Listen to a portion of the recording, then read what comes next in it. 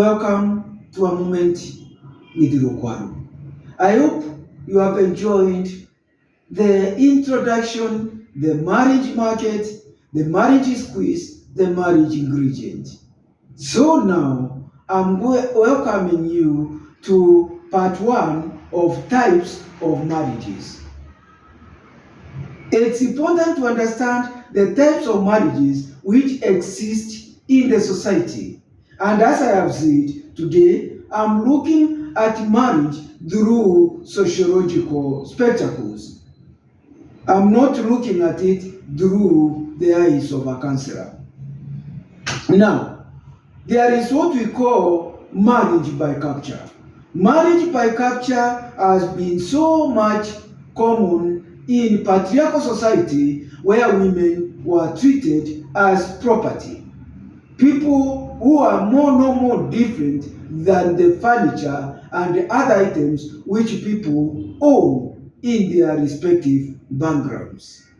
So, marriage by capture was very common, and also especially during the time of war, when people are fighting and they have defeated a certain group, a certain community. What they used to do, they used to take the young beautiful women, and then these were trophies for women, these were trophies for those who were not able to pay the bride price, or call it dowry.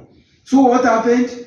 These people, young men who are marriageable age, but they were not able to pay the bride price, they were given these women, girls who have been captured, to be their wives.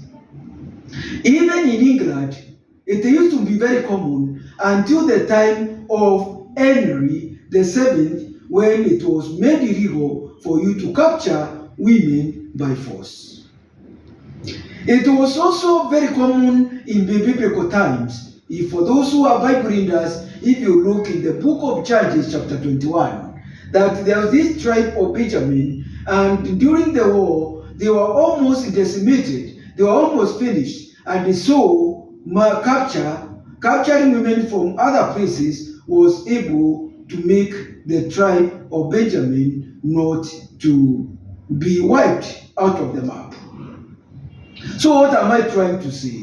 What I'm trying to say, marriage by capture was very common.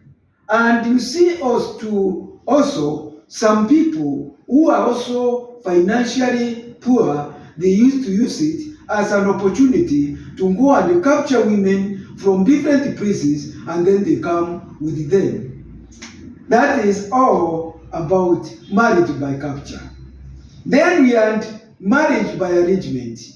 Marriage by arrangement was very common, especially where kinship played a very important role, where the extended family played a very important role, where the uncles, the aunts, they were played a very important role in the marriage of their daughters or of their brothers' daughters. So now, marriage in this case was decided by relatives. They were the one who had to decide.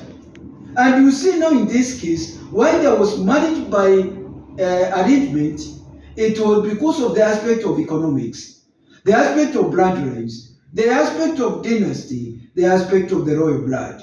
So especially rich people, rich families did not encourage their daughters to be married by poor people, because this is going to be bringing burden. It was taken as an opportunity which people, they simply wanted to come and enjoy the advantage of these rich families.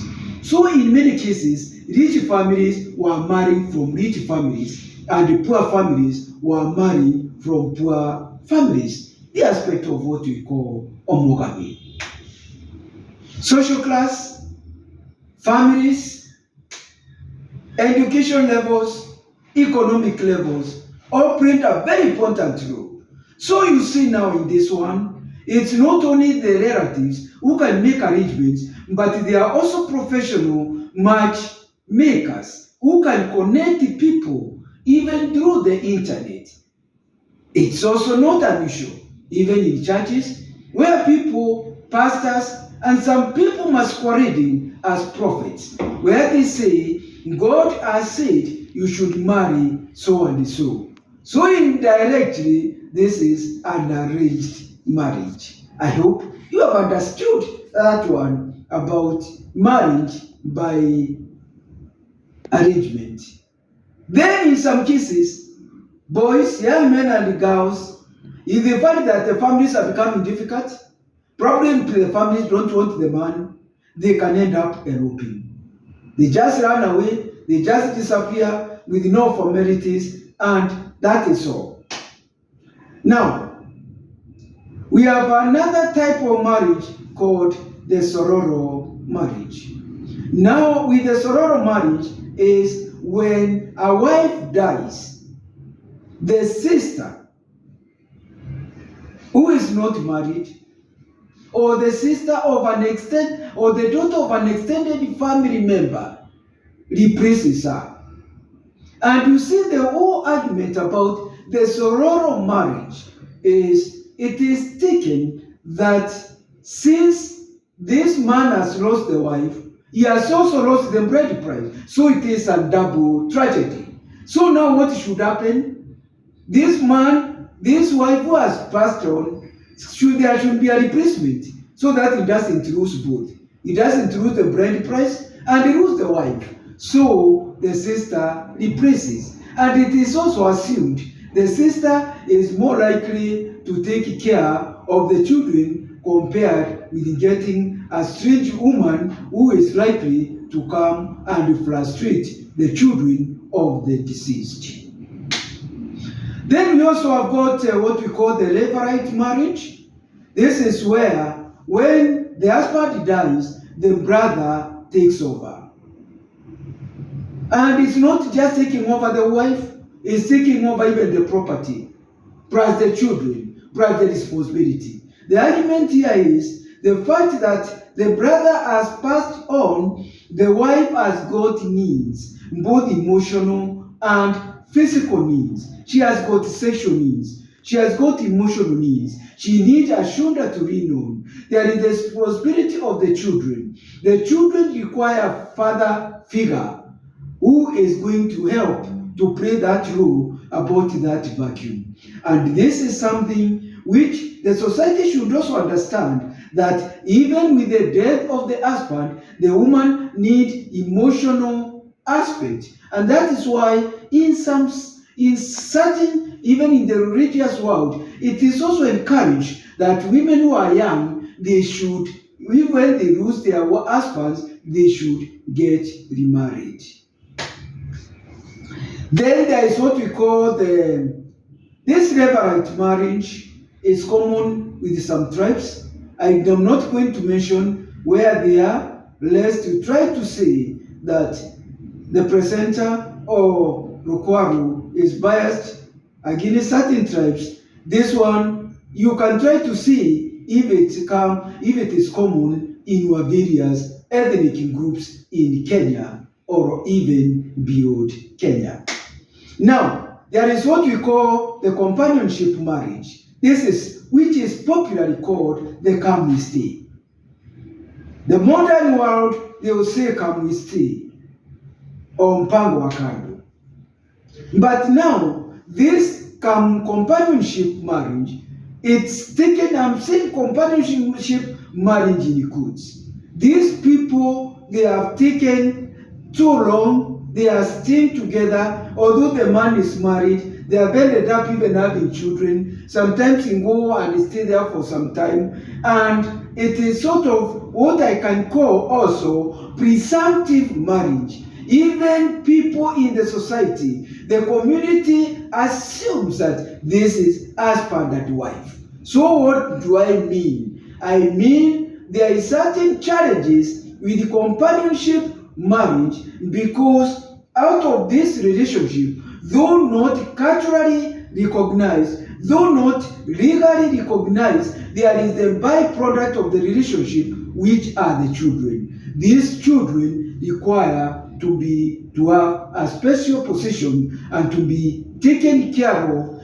despite the marriage relationship not recognized. The product need to be given a special position. And then finally, in this part 1 is the ghost marriage. Ghost marriage, this is a marriage whereby the son in a family has died without having a child.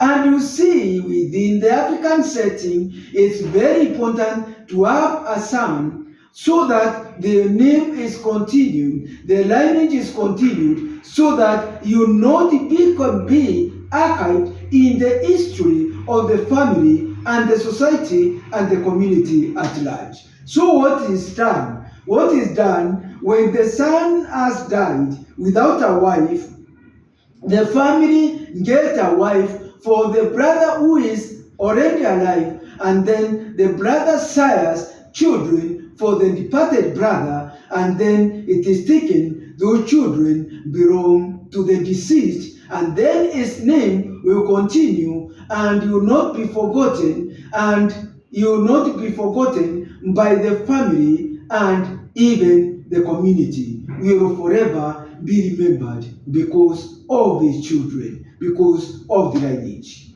Thank you very much. It's Mutia Rukwaru, your family therapist and a relationship coach.